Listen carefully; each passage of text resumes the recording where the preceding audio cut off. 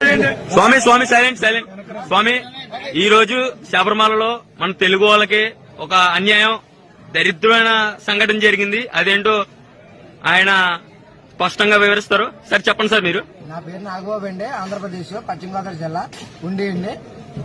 నేను దర్శనానికి వచ్చానండి. వస్తుంటే ముందు బంగారు మెట్లు ఎక్కి అలా వెళ్ళానండి. తిరిగి వస్తే మళ్ళీ ఇటు వచ్చాను. ఒక ఆఫీసర్ వచ్చి దర్శనం అవ్వలేదని అంటే జిప్పిప్పు చూపిస్తున్నాడండి. క్యూ లైన్ ఎక్కడ అని అడిగినందుకు మన తెలుగు వాళ్ళని అసభ్యంగా ప్రవర్తించారు. ఇక్కడ కేరళ గవర్నమెంట్ అయినా ఒక పోలీస్ అయినా, ఆ పోలీస్ ని మనం ఎవరో ఎక్కడ అని అడుగుతుంటే ఆయన దొడ్డిదారిన బయటకు పంపేసి ఆయన లేరు, మీకు స్పెషల్ దర్శనం మీకు ఇప్పిస్తాం. దర్శనం కోసం మనం వచ్చామేంటండి? మన తెలుగు ఆత్మగౌరవాన్ని పెంచాలి. మనం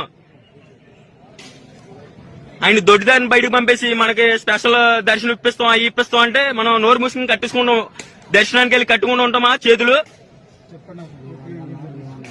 స్వామి, దీన్ని ఎక్కడి దాకా తీసుకెళ్దాం మీరే చెప్పండి సార్. సెంట్రల్ దాకా తీసుకెళ్ళిపోతామండి. సెంట్రల్ దాకా సనాతన ధర్మం కాపాడాలంటే సెంట్రల్ దాకా ఖచ్చితంగా దీన్ని సెంట్రల్ గవర్నమెంట్ దాకా, పవన్ కళ్యాణ్ గారి దాకా, మొత్తం ఎక్కడి దాకా అయితే తీసుకెళ్లాలనుకో మోదీ దాకా తీసుకెళ్లే బాధ్యత మనందరిది. ఈ Telugu justice justice justice justice